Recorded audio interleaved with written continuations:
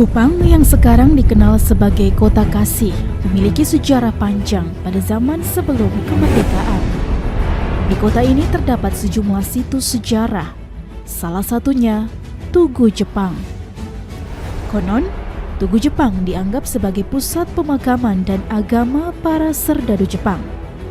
Sejenak, mari kita telusuri jejak sejarah dari Tugu Jepang di Kota Kupang.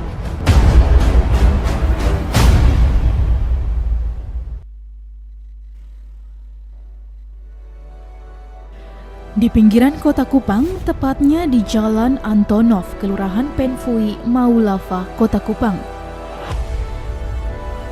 Berdiri bangunan tua setinggi 8 meter yang disebut Tugu Jepang. Tugu ini dibangun pada tahun 1943, setahun setelah Jepang masuk ke Indonesia. Bangunan ini merupakan saksi bisu kehidupan pada zaman perjuangan Indonesia. Menurut juru pelihara cagar budaya Tugu Jepang, Philip Bastian Spenkari, tugu ini dibangun oleh orang pribumi dengan pengawasan ketat tentara Jepang. Namun setelah Tugu Jepang ini rampung, para pekerja dibawa ke suatu tempat dan menghilang begitu saja tanpa tahu keberadaannya sampai saat ini. Di tugu ini juga terdapat satu ruangan kecil. Konon, ruangan tersebut terdapat patung Shinto Dewa Jepang yang dijaga 6 tentara Jepang. Di salah satu sisi tugu ini dulunya juga terdapat 2 marmer besar yang berjajar berisi daftar nama tentara Jepang. Namun kini hilang entah kemana. Akibat dulunya situs ini tidak begitu dirawat dan belum dijadikan destinasi wisata sejarah seperti saat ini. Tugu Jepang ini sebelum dibangun, tugu ini adalah bekas tempat di mana mayat tentara Jepang dibakar di lokasi ini, dan abunya itu mereka bawa ke laut dan dihamburkan ke laut.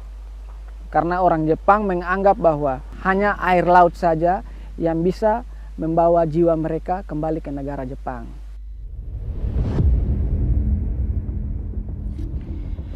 Pendudukan Jepang yang terbilang singkat meninggalkan cerita mendalam. Selama 3 tahun kekuasaan Jepang merupakan masa-masa suram bagi rakyat Indonesia, khususnya Kota Kupang. Sejarawan Mesak Toi menjelaskan, pada awal pendudukan Jepang tahun 1942 di bawah komando Jenderal Hayakawa, Jepang mengirimkan pasukan sebanyak 3.000 tentara Jepang datang menyerang dan menguasai Kota Kupang. Di lain pihak, pasukan Australia Sparrow Force mempersiapkan pasukan demi mempertahankan Kota Kupang. Pertempuran akhirnya pecah selama 3 hari di Oesao dengan korban jiwa ribuan orang. Tentara Jepang yang tewas di medan perang kemudian dikremasi di lokasi tugu ini. Nah, karena tentara Jepang itu banyak yang beragama Shinto, maka apabila mereka mati, itu mereka harus dibakar. Nah, pembakaran itu bisa di berbagai tempat, tetapi abunya dibawa kepada Tugu Jepang yang ada di Penfui. Nah, Tugu Jepang itu begitu dihargai, dan seperti kita teman makam pahlawan, sehingga mereka itu melewati tempat itu tuh mereka harus soya, menunduk dulu dan menghormati abu tentara Jepang. Dan menurut cerita bahwa tentara abu Jepang itu akhirnya dikirim kembali ke Jepang, dan dengan nama-namanya bahwa mereka telah gugur di medan pertempuran yang ada di timur.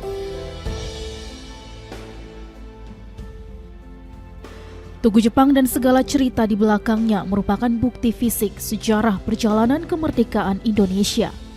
Sudah sepatutnya kita sebagai penerus tonggak kemerdekaan harus menghargai perjuangan Founding Father dalam melestarikan situs sejarah dan membangun rasa nasionalisme di generasi muda.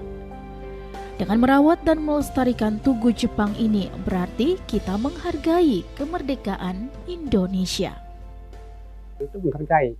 Jadi saya lebih setuju apabila itu generasi muda itu bukan hanya pas 7 itu lomba yang kita rame-rame ayo kibarkan bendera. Anak muda dipanggil, kasih pengerahan. Ini pengerahan habis, mereka potong bambu, mereka cat, mereka yang pasang. Kurintis jalan, kalianlah penerusnya.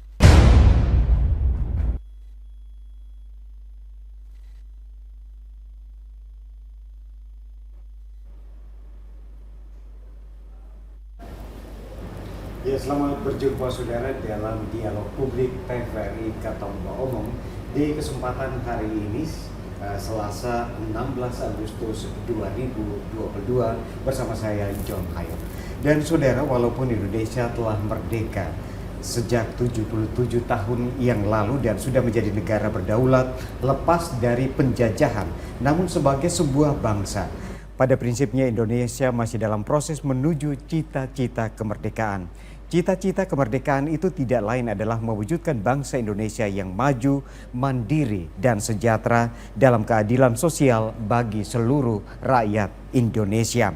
Dan tentunya momentum peringatan 77 tahun kemerdekaan Republik Indonesia ini di tanggal 17 esok hari, saat ini kita akan berbicara. Kita juga harus mengetahui bagaimana perjuangan dari para pejuang kemerdekaan Republik Indonesia sehingga kita bisa menikmati kemerdekaan yang sesungguhnya hari ini.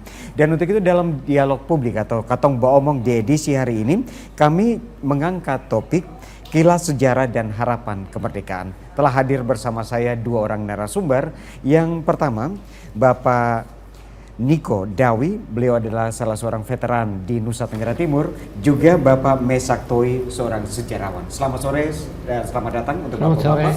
Ya. Tentunya terima kasih sudah hadir di studio TVRI. Mungkin di awal ini saya ingin ke Pak Mesak Toi. Tadi kita sudah melihat bagaimana VT perjalanan salah satu bukti sejarah bahwa para pahlawan kita telah mengorbankan jiwa raga untuk Indonesia tercinta. Dan ini kita sudah lihat bagaimana perjuangannya. Ada situs-situs yang ditinggalkan. Tadi kita lihat di VT ada situs sejarah peninggalan Jepang, ada juga mungkin situs-situs lain peninggalan Belanda dan lain sebagainya tersebar di Kota Kupang, bahkan di Nusa Tenggara Timur pada umumnya. Nah, berkaitan dengan sejarah perjuangan kemerdekaan Republik Indonesia, kita tidak banyak tahu bagaimana perjuangan untuk merebut kemerdekaan di Nusa Tenggara Timur. Bagaimana Pak Mesak di awal ini bisa menceritakan atau flashback kembali kepada kita bagaimana perjuangan dari para pendahulu kita untuk mempertahankan atau merebut kemerdekaan di NTT, khususnya Kota Kupang. Nah, begini, jadi perjuangan daripada para pejuang kita di NTT tidak terlepas daripada tokoh-tokoh NTT yang pernah bersekolah di luar NTT. Satu contoh seperti Profesor Herman Yohanes, dia pernah bersekolah di Bandung Teknik Ohio School dan dia tergabung dengan Jawa Timur. Nah, kemudian tanggal 28 Oktober tahun 1928 mereka tergabung menjadi satu pemuda Indonesia dengan adanya Sumpah Pemuda waktu itu. Dan waktu itu kita lihat bahwa lagu Indonesia Raya hanya instrumen. Dan waktu itu secara diam-diam kita sudah itu bahwa kita punya bendera merah putih. Nah, itu sampai kepada pejuang-pejuang kita di Kupang seperti ada tercatat Christian Pandi, Ishak Rudoko, Hendrik Alnur Koro. Sehingga mereka sudah tahu bahwa Jepang sudah mulai jatuh. Misalnya satu orang Yano yang memberikan informasi kepada Ihadoko, maka mereka pada waktu satu hari bersejarah dari orang Jepang, tanggal 29 April tahun 45, mereka sudah jadikan bendera putih di samping bendera Hinomaru. Bahwa mereka sudah sebenarnya bibit ini sudah ada. Jadi itu sebelum tanggal 17? Iya, 110 hari sebelum merdeka. Di Jakarta belum terjadi, belum tapi terjadi. di Kupang sudah dinaikkan bendera. Ya, dan itu dicek oleh Museum Sejarah Proklamasi dari Jalan Imam Bonjol Jakarta dan saya menunjukkan. Karena kenapa di situ? Karena dulu itu merupakan kantor pemerintah sipil Jepang yang namanya kantor Minsebu. Nah, kantor Minsebu ini kemudian mereka sudah tahu bahwa Jepang sudah memberikan kekalahan, maka kasih naik Jepang mengizinkan. Dan itu fotonya ada di kantor arsip, sedangkan tokoh yang ada itu saya ada arsipnya. Bahwa dia ketua Dewan Raja-Raja Timur dan menaikkan bendera merah putih. Dan sebelum itu, secara historis bahwa persatuan Indonesia itu ada dua, yaitu pada waktu Sriwijaya dan Majapahit. Nah, Majapahit itu pengaruhnya sampai di NTT termasuk yang masih nyata di Sabu. Dan kami orang Timur, Molo itu misalnya bendera merah putih, jadi berarti kita karena dari Sumpah Palapa dan ada gebar burung Garudanya. Nah, jadi situ bahwa memang kita sudah tertanam bahwa kita ini satu bangsa Indonesia yang kulitnya lain. Nah, seperti pejuang Christian Pandi. Dia berjuang, dia datang, dia ambil pajak di Polos Mau. Datang dibawa ke kantor residen yang sekarang kantor bupati lama. Dia tanya, saya pikir itu kulitnya sama. Bukan di Holland yang saya ambil di bangsa saya. Yang menunjukkan bahwa mereka sudah terkena pengaruh. Ya, pengaruh karena Bung Karno itu orang hanya mendengar tulisannya, membaca tulisannya. Mendengar ceritanya dia saja orang timbul semangat nasionalisme. Jadi dari situ bahwa sebenarnya jauh sebelumnya itu kita di sini tumbuh sudah satu bangsa, satu negara. Ya. Nah, hingga pada waktu sudah merdeka, bapak saya langsung dia bakar lampu, malam kasih naik bendera. Pagi dia kasih naik bendera bahwa kita sudah merdeka. Kemudian dari Sekutu itu dia membuang bendera selebaran bahwa Jepang telah jatuh, rakyat Indonesia hidup dan merdeka kembali. Dengan selebaran dari udara itulah maka mereka yakin bahwa kita sudah merdeka. Nah, dari mana kita tahu bahwa mereka berjuang ini? Bahwa sudah tertanam. Maka itu dari Jakarta yakin bahwa ini memang di timur ini sudah ada perjuangan dari misalnya perang Kolbano, perang Bipolo, perang itu Niki-Niki, bahwa bangsa kita sebenarnya jauh sebelumnya. Hanya karena tidak dicatat dalam sejarah nasional. Padahal di sini juga timbul tentara-tentara kita sudah berjuang. Ya, bahwa ada pejuang-pejuang kita yang sudah memiliki jiwa nasionalisme. Apalagi dengan tahun 33 sebenarnya Bung Karno sudah dibuang ke Ede. Nah itu dari situ sudah timbul, orang sudah mendengar Bung Karno dan orang cerita dari mulut ke mulut.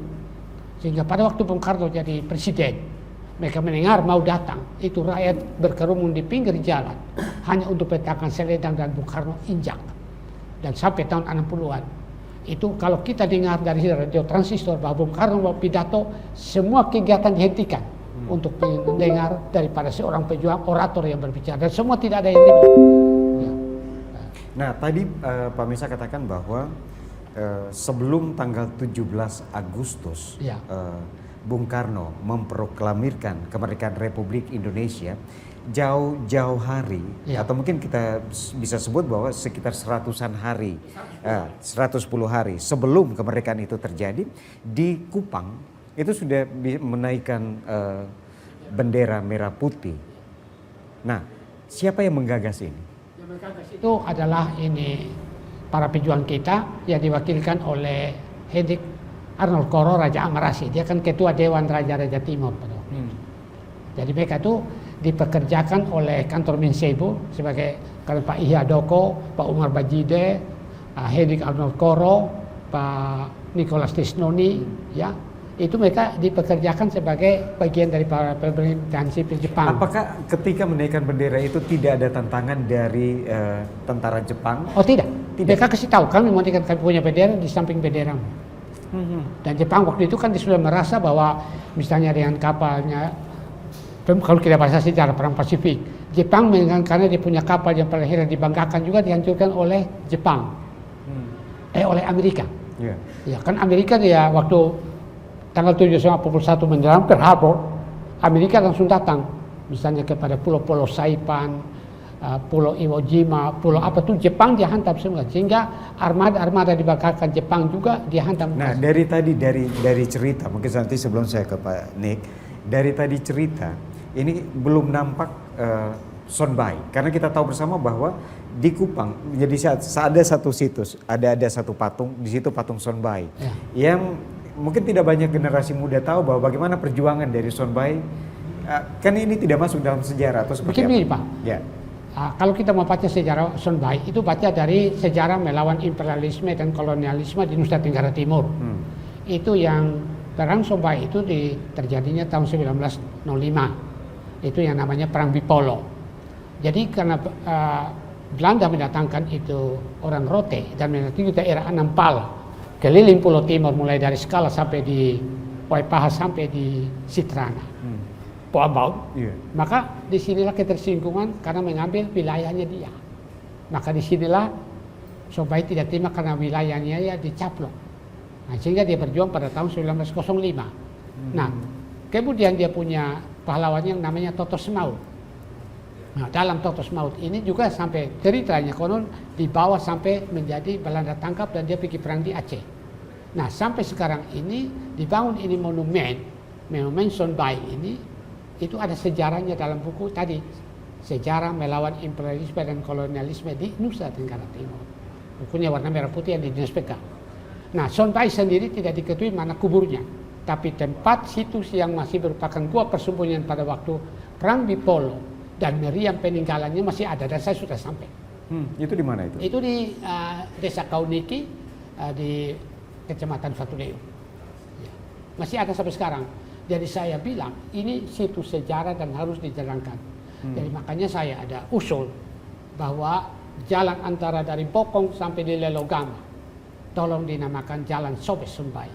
Dan jalan yang dari Lili sampai ke Gulung Fatuleu itu kasih nama Jalan Totos Maut untuk mengenang jasa para pahlawan dan sebagaimana istilah jas merah. Jangan sekali-kali melupakan sejarah. Saya mengakui, mengagumi bahwa ada upacara 17 Agustus beberapa tahun yang lalu di kantor gubernur, di Balai Kota di Perjuangan Sejarah Surabaya. Saya setuju itu. Tetapi apakah yang duduk dia tahu narasinya? Nah, dibagikan. Nah, guru-guru sejarah ini pernah saya tatar di Taman Budaya. Mereka baru tahu bahwa sebenarnya NTT ini memainkan peranan yang penting. Ya. Pada waktu sebelum kemerdekaan maupun sesudah kemerdekaan. Nah, sekarang ini guru-guru sejarahnya itu yang perlu dipompa mereka kuasai dulu, Pak. Kuasai bahwa mereka bisa nalarkan pada para siswa. Kalau hanya istilahnya diperagakan, kosong habis peragakan, habis. Tetapi bagaimana mereka dikasih tahu betapa sejarahnya waktu itu. Dan mereka, kita bayangkan pada waktu itu mereka hanya dengan senjata tumbuk yang tombak kalau mereka pergi perang Bipolo. Nah, saya masih kecil. Bapak saya tahu cerita, perang Bipolo itu tahun 5. Tahun sekian ada perang Bipolo, ini udah pembaik pernah ikut perang Bipolo. Tetapi apa ceritanya? Sesudah saya belajar dan baca buku itu baru saya tahu bahwa pejuang-pejuang kita sudah menjadi berjuang jauh sebelumnya. Demikian juga misalnya perang Kolbano tahun 7, kemudian perang Niki-Niki oleh Bill Nope, dan itu sampai dia dapat bintang jasa utama dari pemerintah. Nah, jadi kita lihat bahwa, nah ini bukti-bukti fisik sudah ada, Pak. Ya.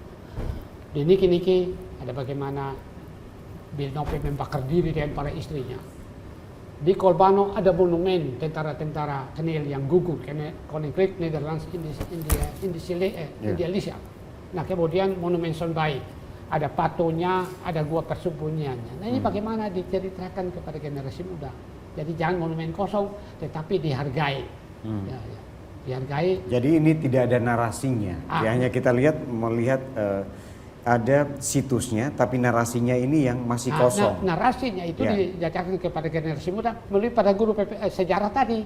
Dia kan ditata baru dia bisa menerangkan. Dan kedua, siswa-siswa itu kalau ada wisata sejarah dibawa siapa yang menerangkan tentang tempat itu. Dulu dari sini ya, jalan begini. Kalau tidak akan kosong. Jadi perjuangan untuk merebut kemerdekaan Republik Indonesia di Nusa Tenggara Timur ini juga sudah dilakukan jauh-jauh hari ya Pak ya, seperti cerita tadi. Mungkin saya ke Pak Niko. Pak Nik, artinya bahwa tentunya terima kasih bahwa sebagai generasi muda kita saat ini menikmati hasil dari perjuangan para pendahulu, termasuk bapak-bapak berdua. Tentunya terima kasih. Kita besok memperingati kemerdekaan Republik Indonesia yang ke-77.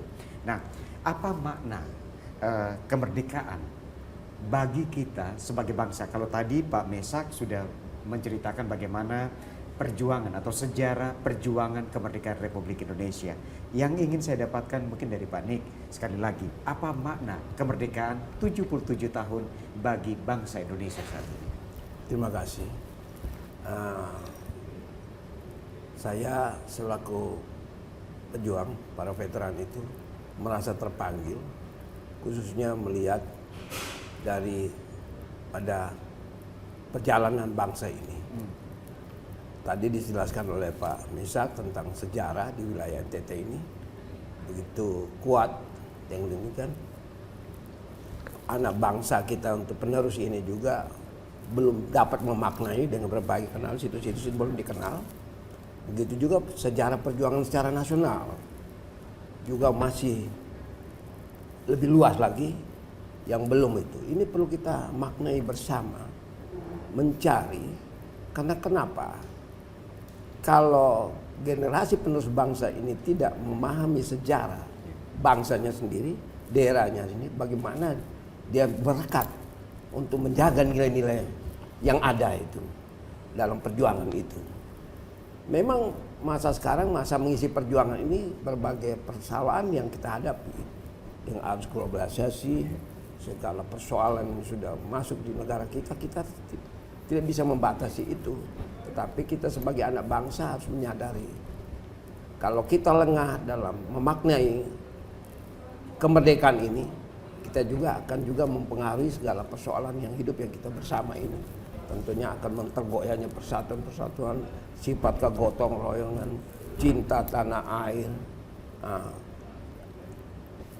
selalu menghargai sesama dalam budaya, menghormati sesama kita dalam segala kapasitasnya. Perbedaan-perbedaan ini dari nilai-nilai ini dalam sejarah itu kita melihat ini kenapa sekarang ada perubahan. Kita harus maknai. Kita maknai bersama. Pada nilai-nilai ini nilai luhur yang diberikan pada generasi penerus pejuang itu. Kenapa ini sudah luntur dan kita tidak maknai. Inilah kita harus ambil kembali. Bagaimana kita berpikir untuk apakah ini dibiarkan terus begini atau akan menjadi apa nanti bangsa ini. Boleh kita bereuforia untuk bergembira 70 tahun kemerdekaan, tetapi kalau kita tidak maknai secara baik akan menjadi permasalahan dalam bangsa kita sendiri. Persatuan dan persatuan kita, sejarah kita abaikan. Kita melihat sendiri sejarah bangsa ini seringkali dikaburkan itu di pendidikan. Dikaburkan itu mungkin tidak terlalu secara khusus untuk bisa menggali supaya anak bangsa itu menyadari inilah nilai pejuang dulu, sejarah mereka ini mempertahankan itu dari daerah, mempertahankan ini sampai kemerdekaan itu. Dan kemerdekaan itu tidak gampang. Belanda belum saat itu juga menyerahkan juga secara penuh, masih mempertahankan itu, masih berjuang mengisi dari 17 Agustus itu sampai dipercayakan oleh Belanda 27 Desember baru mengakui. Kita melihat itu, bagaimana perjuangan itu, rakyat itu. Nah inilah kita harus tanamkan pada generasi penerus untuk bagaimana memaknainya kita sekarang dalam mengisi pembangunan ini. Itu yang saya berharap. Jadi paling kurang bahwa generasi penerus bangsa harus mengetahui bagaimana sejarah perjuangan dari para pendahulu kita. Nah, kalau dari kacamata Pak Nick atau Bapak Niko sebagai seorang veteran, apakah Indonesia atau Nusa Tenggara Timur saat ini benar-benar merdeka, Bapak? Masih ada kemiskinan, masih ada kebodohan, masih ada lain-lain sebagainya? Semuanya masih ada. Karena sebagai kemerdekaan itu kita masing-masing orang menyadari fungsi dan tugas kita masing-masing.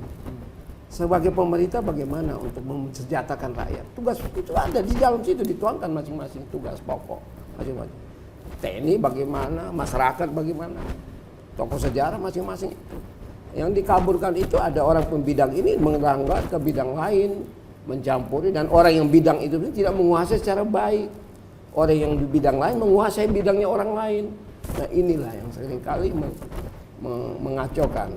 Dan saya lihat ke depan ini kita harus melihat bagaimana supaya kita menyadari bahwa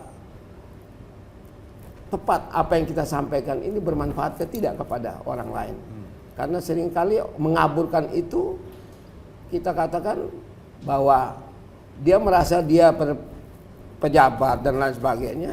Dia bisa berbuat, ngomong, tetapi dasarnya mungkin sejarahnya tidak paham secara baik. Nah, dia ngomong, jadi mungkin masyarakat rakyat hanya percaya melihat ini. Nah ini juga nilai-nilai inilah yang tidak tepat. Kalau kita bicarakan hal sejarah, kalau kita tidak cikal bakalnya, nah, jangan kita sampaikan. Kalau kita memahami, kita sampaikan secara baik biar bagi penerus bangsa itu memahami, wow ini kita punya para pejabat kita menguasainya dengan baik. Jadi paling kurang dari kacamata Pak Nick sebagai salah seorang veteran di Nusa Tenggara Timur, saat ini nilai-nilai sejarah itu harus tetap ditanamkan kepada generasi muda kita. Karena saat ini mulai terkesan mulai luntur nih Pak ya. Ya, oke. Saya ke Pak Mesak. Pak Mesak, artinya bahwa tidak banyak tadi, sekali lagi, tidak banyak dari kita yang tahu bagaimana sejarah perjuangan kemerdekaan Republik Indonesia oleh para pendahulu kita di Indonesia maupun di Nusa Tenggara Timur. Tentunya kita berterima kasih karena Bapak masih bisa menceritakan kepada kita sebagai generasi milenial saat ini. Nah, kalau tadi di awal tadi kita mungkin melihat ada begitu banyak tugu. Salah satu yang sudah ditampilkan adalah tugu Jepang yang ada di sekitar Penfui, daerah Penfui. Tapi ada juga masih begitu banyak di sekitar Stim, di Oesapas itu masih juga ada banyak tugu-tugu yang saat ini tidak. Kalau kita berbicara paling kurang untuk menggelorakan semangat kebangsaan ini, tadi salah satu caranya adalah generasi muda kita harus memberikan edukasi terus menerus atau bercerita bagaimana sejarah perjuangan ini sehingga mereka juga berniat untuk atau punya keinginan untuk mengunjungi situs-situs sejarah yang ada di Kota Kupang atau Nusa Tenggara Timur pada umumnya. Tapi saat ini kan sudah tidak terlihat seperti itu. Nah, karena kebetulan Pak Mesak ini saya lihat bahwa selain sebagai seorang sejarawan juga sebagai pemandu wisata. Ya, artinya ini klop nih, sejarah dan pemandu wisata. Nah, mungkin bagaimana caranya agar generasi muda kita juga mencintai sejarah perjuangan itu dalam bentuk mengunjungi mungkin selain museum atau mungkin situs-situs sejarah. Bagaimana caranya, Pak Mesak? Begini Pak, jadi pertama yang perlu ditata itu para guru sejarah. Guru sejarah. Nah, kemudian kedua, kita sampai ke tempat-tempat yang bersejarah itu, kita harus yang bisa menarasikannya. Kita ambil contoh begini Pak, pernah ada satu harian media di Kupang ditulis bahwa TMP Dharma Loka itu, saya masih clippingnya, itu dimakamkan 2 jenazah. Yang ini pertama. Saya telepon redaksinya, saya bilang Anda datang. Yang dimakamkan pertama seingat saya bukan 2 jenazah tapi 12. Acara salvonya dimulai dari kantor daerah dan dimuat dari Land Rover, dan kami masih kelas 4 SD, itu pagar betis dari kantor polisi dan jalan kaki panas sampai di Dharma Loka, dan diresmikan pada tanggal 10 November tahun 62 oleh Letnan Kolonel Paikun dan rem yang pertama. Nah, baru saya, oh begitu Pak, sebenarnya iya Pak. Dan kami sesudah lihat, guru saya mengatakan, kenapa mereka dibungkus merah putih? Kenapa kita jalan kaki? Kita jalan hanya keringat, tapi dulu mereka berjuang dengan darah, tetesan darah dan air mata. Saya teringat kakek saya, waktu dia ditawan, NRP-nya, NRP 3895. Belanda bilang apa?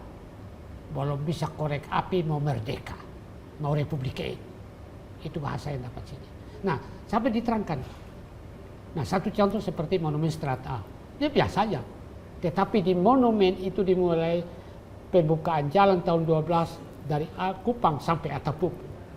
Dan jalan Trans Timur itu dibangun dengan darah dan keringat air mata, kan herendins, orang harus kerja. Jembatan Noimuti, model kereta api itu orang raja Biboki Insana Mimafo pikul dari Atapupu Pak sampai di Noimuti. Jembatan Oesapa itu dibangun tahun 38, tugunya masih ada Pak. Itu rakyat pikul kerja Pak, dan tidak dibayar, dapat pukul lagi dari Belanda. Nah, demikian juga di Flores, itu jalan Watu Gamba monumen, banyak orang kerja manpower waktu itu. Ada seperti di Barana, ada orang yang kejatuhan mati di situ. Maka ada di Watu Gamba, itu dibangun Pak tahun 1928, tidak salah, di Endek. Jadi berarti mereka tuh diterangkan Pak. Nah, dulu kan kami masukkan kepada dinas, kemudian dinarasikan dan terjadi Pak. Contoh Pak, itu adalah monumen Sparfors di Naibonat, Osau. Osau, ya. Ya. Orang Australia berkelahi bertempur dengan Jepang Pak. Mereka lari, yang di bawah pimpinan kolega datang dengan kapal Westalia dan Selandia Baru. Rakyat Timur membantu Pak kepada mereka. Mereka sudah pulang, mereka ingat kami pernah ditolong rakyat Timur. Mereka buat apa, Pak? Jadi artinya bahwa sejarah ini akan menjadi menarik. Ya, Yang nih. penting kita bisa memberikan edukasi Ya, yang baik kepada saya generasi lanjutkan, muda Pak. kita. Oke, kita tahan dulu Bapak. Ah. Kita akan jeda pariwara berikut ini. Setelah itu kami akan kembali. Tetaplah bersama kami di Katong Baomong Dialog Publik TVRI.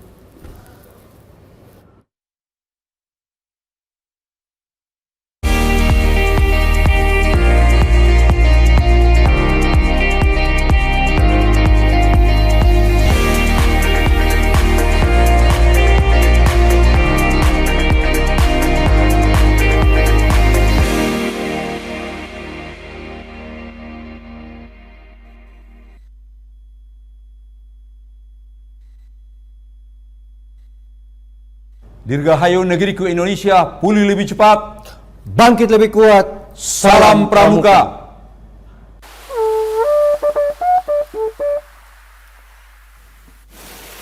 Ternyata enak juga jalan-jalan di pantai begini ya.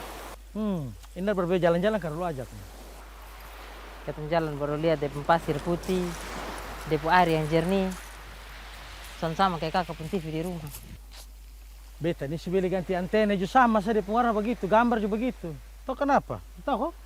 Makanya kakak ganti sudah di TV digital. Hah? Caranya? Kakak tinggal beli dia punya shutter box, terus kakak pasang. Jadi dia punya gambar itu lebih jernih.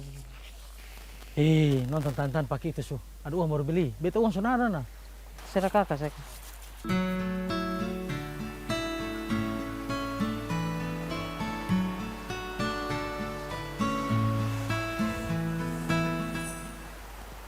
Wih, sabar. Ada rindu. Man.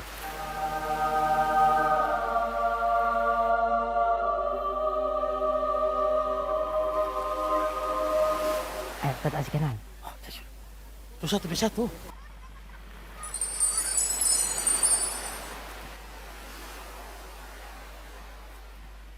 Awe, kagak Itu tuh ibaratnya TV digital. Putih, bersih, bening, canggih lah. Nah kalau lihat yang satu dulu lah.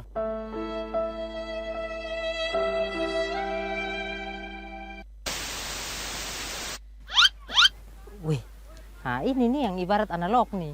Masih penuh dengan pasir. Pasir tak lalu. Balap pasir. Halo kak, boleh kenalan? Halo, Dikta. Dikta ya? Kayak nama kayak digital begitu. Yang sampai kak di rumah nih pakai TV digital nih. Oh iya, memang beta nih di rumah beta pakai TV digital karena memang dia kualitas bagus, jernih, bersih, canggih, begitu kak. Mari beralih ke TV digital untuk kualitas yang lebih baik, bersih, jernih, canggih.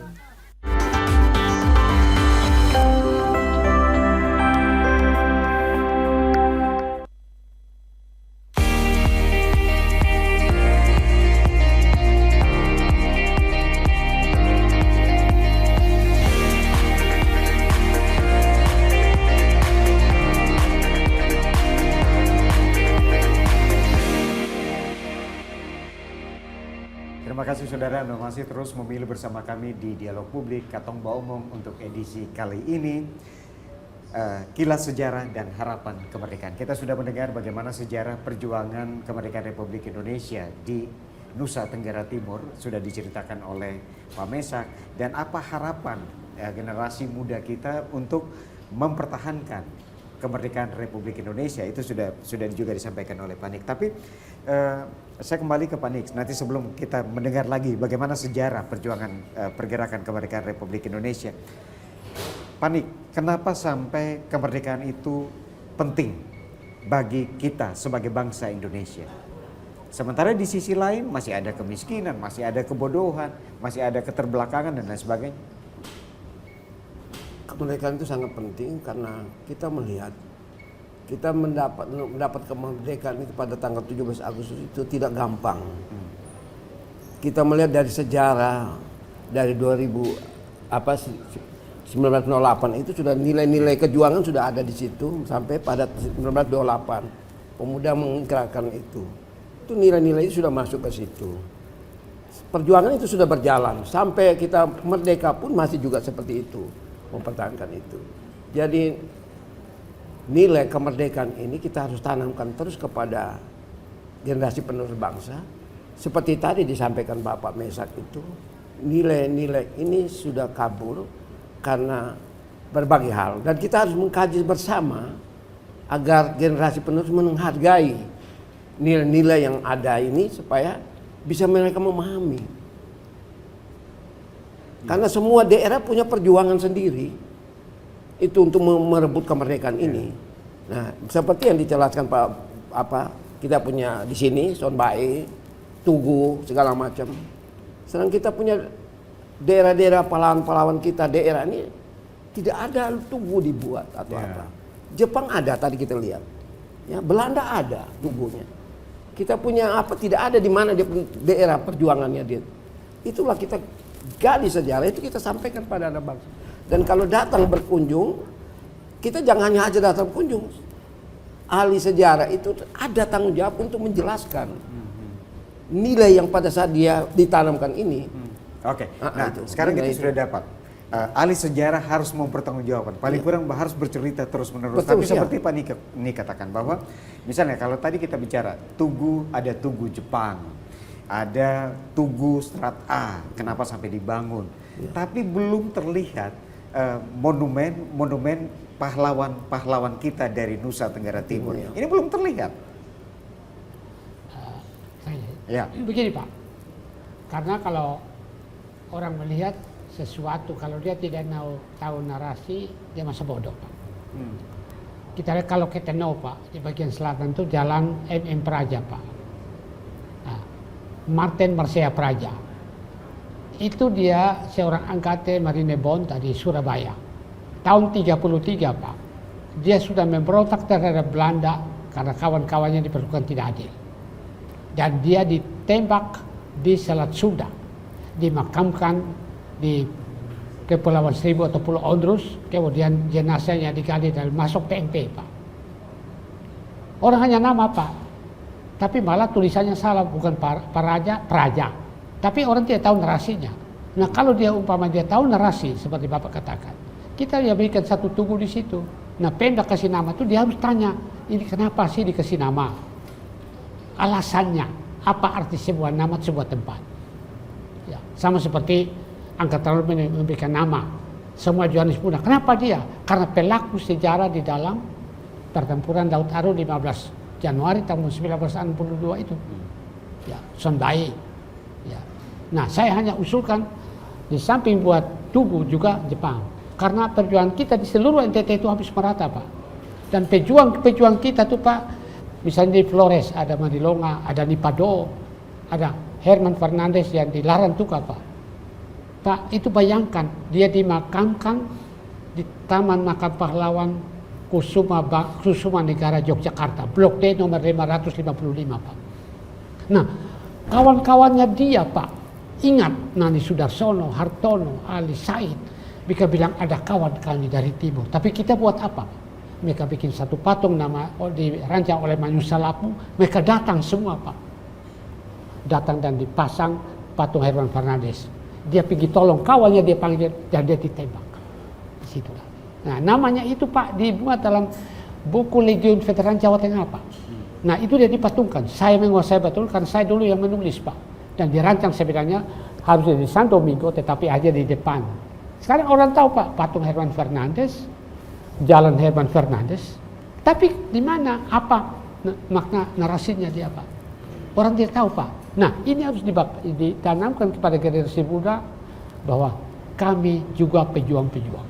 Nah saya ceritakan ini pada orang dari Lemhanas dan orang dari Jakarta, Pak, ternyata orang NTT itu nasionalis-nasionalisnya. Sebenarnya Pak, karena kami itu 1908 sampai seterusnya kami sudah berjuang Pak.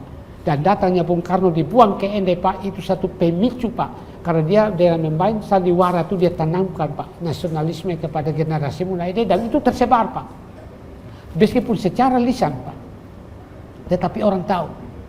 Sehingga kalau di Kupang dulu pada waktu Bung Karno mau datang Pak. Orang datang selendang dia jaga di pinggir jalan. Dia buka selendang Bung Karno lewat saja dia bangga Pak. Jadi menghargai sejarah.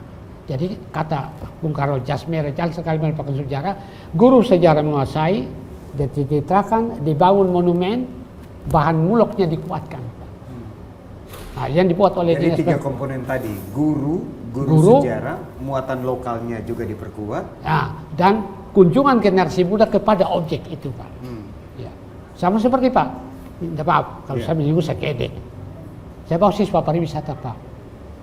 Ada pohon sukun, Pak. Saya bilang ini tempat terakhirnya Indonesia, di mana Bung Karno duduk dan merenungkan Pancasila sini.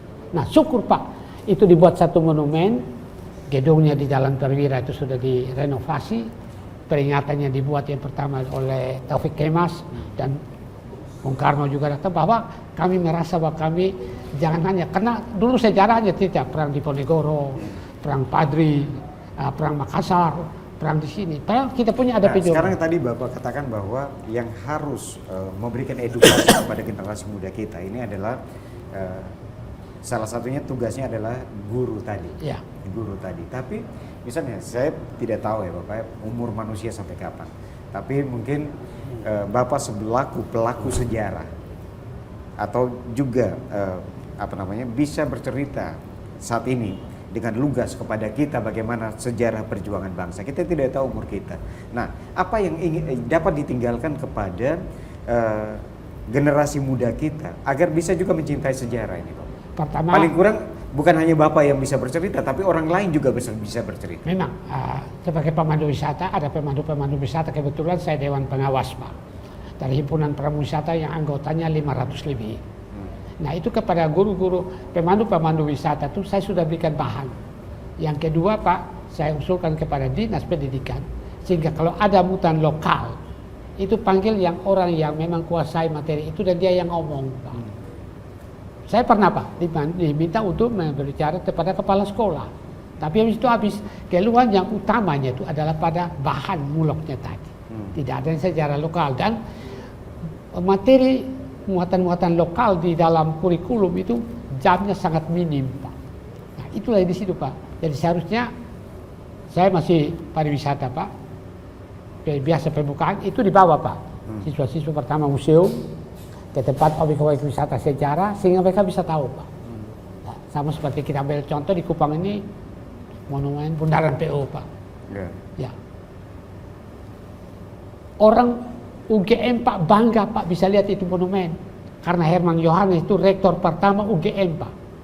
Ada Herman Johannes Award dan Parlemen Hotel Indonesia yang tanam itu Eltari, Pak. Nah, kebetulan yang pegang pacul itu adalah Ketua Dewan Raja Timur, di samping Raja Amarasi dia juga yang mengibarkan bendera tadi.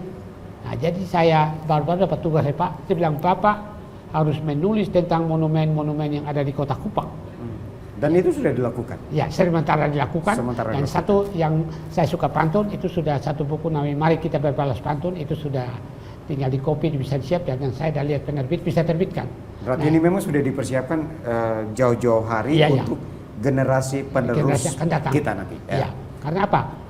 Bahasa kita dan bahasa juga Bapak Niko, kurintis jalan, kalianlah penerusnya. Ya. Nah, jadi Pak Niko, artinya bahwa saat ini sebagai seorang veteran, saya ingin juga mendapatkan bagaimana sih perhatian pemerintah kepada jasa-jasa dari veteran kita. Mungkin sebagai salah satu, saya tidak berbicara berkaitan dengan Legiun Veteran Republik Indonesia, tapi Bapak rasakan sebagai seorang veteran bagaimana perhatian pemerintah terhadap veteran Bapak? Untuk pemerintah memperhatikan pada veteran pemerintah sudah ada diberikan tunjangan dengan dana kehormatan, sudah bagus. Kalau veteran perdamaian belum saat ini, pemerintah mungkin masih keterbatasan, masih mengkaji lagi. Tapi veteran kemerdekaan, perjuangan kemerdekaan, veteran Trikora dan Seroja itu sudah juga dapat tunjangan, yang sudah dapat gelar veteran sudah dapat. Memang perhatian untuk selanjutnya berbeda dengan pemerintah lain. Kalau pemerintah di Jawa, Bali, Lombok, veteran itu selalu dihargai dengan bagus. dihargai dengan bagus itu begini, kalau hari veteran nasional seperti 10 Agustus kemarin, mereka melaksanakan secara bersama-sama, menilai 10 Agustus itu di daerah itu. Bukan veteran yang melaksanakan, veteran diundang. Pemerintah yang undang, pemerintah yang tahu itu. Tapi di sini belum kami seperti itu. pelaksanaan dari pusat kasih, hanya intern kami, undang pemerintah datang. Kami dengan keterbatasan dana, biaya, kami laksanakan sendiri. Masih sosialisasi terus ke pemerintah, mungkin bagaimana bisa mendapatkan dana secara khusus untuk diperhatikan. Kami pengen nilai-nilai kejuangan itu hari-hari itu seperti sejarah itu kan sampai bisa nyatakan 10 Agustus hari veteran nasional itu cikal bakalnya memang mempertahankan kemerdekaan itu waktu itu 10 Agustus 45 itu riwayatnya di situ, perjuangan perang pertempuran dari 7 Agustus sampai 10 Agustus itu dinyatakan oleh Presiden Soekarno itu hari veteran nasional. Nah itulah ditanamkan supaya kehadiran dalam upacara ini ada yang seremonial tapi sejarahnya itu ditanamkan, jadi anak bangsa yang hadir itu merasa akan meneruskan itu nilainya itu. Seperti yang Bapak mungkin permainan-permainan sebelum 17 Agustus ini sambut masyarakat luar biasa, ada permainan. Ya, banyak euforia. Tapi euforia itu kalau bisa sebelum kita masuk pada euforia itu kita menyampaikan nama relonga atau apa nih, kasih tahu dia punya bagaimana dengan dia terpanggil, ceritakan dia perjuangan rakyat itu waktu memikul segala macam sampai membangun itu monumen, membangun segala jembatan dan lain sebagainya dengan dicambuk dengan biar anak bangsa yang sekarang mendapat estafet ini menyadari mereka untuk mengisi pembangunan itu. Oh begini kami. Sekarang kami tinggal gampangnya mengisi kemerdekaan, tetapi kami maknanya di mana kami untuk meneruskan ini. Dulu kita punya bapak bangsa mempertahankan kemerdekaan, merebut kemerdekaan dengan nyawa taruhan. Sekarang sudah merdeka, kita hanya mengisi saja, kok kita tidak menghargai lagi. Kita masa lalu tidak kenang. Kalau ada cita-cita kita masa bodoh, karena memang pengaruhnya banyak. Dan ini harus diperhatikan semua pihak. Bagaimana cara solusi untuk menyelesaikan agar terpanggil generasi penerus menyadari mereka akan berbuat apa untuk bangsa ini. Nah, untuk Bapak berdua, besok 17 Agustus, 77 tahun kemerdekaan Republik Indonesia. Supaya sejarah ini tidak dilupakan atau diabaikan oleh generasi penerus bangsa, Pak Mesak, apa yang harus dilakukan agar gelora atau semangat sejarah ini tetap terpatri, bahwa pengorbanan jiwa dan raga dari para pendahulu kita untuk merebut dan mempertahankan kemerdekaan Republik Indonesia untuk generasi muda yang ada di luar sana? Generasi muda perlu menyadari bahwa kemerdekaan itu dari putih darah dan air mata. Yang kedua, upacara-upacara yang penting mereka ikut sertakan. Nanti malam Pak, jam 12 ada apel renungan, apel kehormatan dan renungan suci di TMP. Akan datang bukan hanya para veteran, generasi muda juga lihat bahwa meskipun veteran telah pergi tulang belulang. Kami ingat Pak, sajak dari Khairil Anwar dalam Karawang Bekasi. Kami mati muda, kami tulang belulang belaka, tapi kenang-kenanglah kami. Cara mengenangnya tadi, itu dia yang menghargai, dia tahu ceritanya, narasinya, sehingga dia tahu berjuang Pak. Ya, Pak. Dia tahu dia berjuang, dan monumen-monumen itu diadakan upacara. Jadi saya bilang sama pernah satu kadis Belanda pariwisata, saya bilang Pak, Bapak pegang sama Bupati, pegang sama Dandim, pegang sama Kapolres. Upacara perang Kolbano 17 Agustus 10 November buat di sana. Di samping dia tahu bahwa Esa Taneo dengan Meo Kapitan, Boy Kapitan pernah berjuang di situ. Dinarasikan, oh iya ternyata kita punya orang ada perang di situ. Nah, efek ekonominya apa? Generasi iya ya ternyata tempat kita ini tempat perjuangan. Nah, Bintang apa juga begitu, ada itu bintang jasa utama. Yang kedua Pak, saya sedih sebagai seorang generasi tua. Ihadoko itu diusulkan perjuangan kemerdekaan tapi dihargai sebagai pahlawan nasional. Ya saya nggak salahkan siapa-siapa. Tapi diterima bintang jasanya, datang dia jalan adem ayem saja, tidak ada penyambutannya, begitu euforia. Bapak, saya pernah hadir di satu acara 17 Agustus Pak. Semua yang hadir Pak meneteskan air mata Pak. Kenapa? Legiun cacat veteran. Mereka dari muka Pak. Ada yang takut sota, ada yang tangan puntung Pak. Satu dia bilang apa? Kami tumbal negara. Mereka gugur, tangannya putus karena perjuangan. Ini kalau lihat Pak, waduh kasihan. Kemudian Pak, kami di Surabaya, maaf saya sekolah di sana. Tanggal 8 sampai 10 November, tidak ada bilang selamat pagi Pak. Ketemu satu merdeka, ketemu satu merdeka, satu merdeka.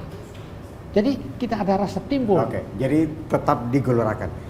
Sebagai yang terakhir nih, Pak Nik, apa harapan dari Bapak sebagai seorang veteran kepada generasi muda kita untuk mempertahankan atau mengisi kemerdekaan Republik Indonesia berkaitan dengan momen 17 Agustus 2022, 77 tahun Indonesia merdeka?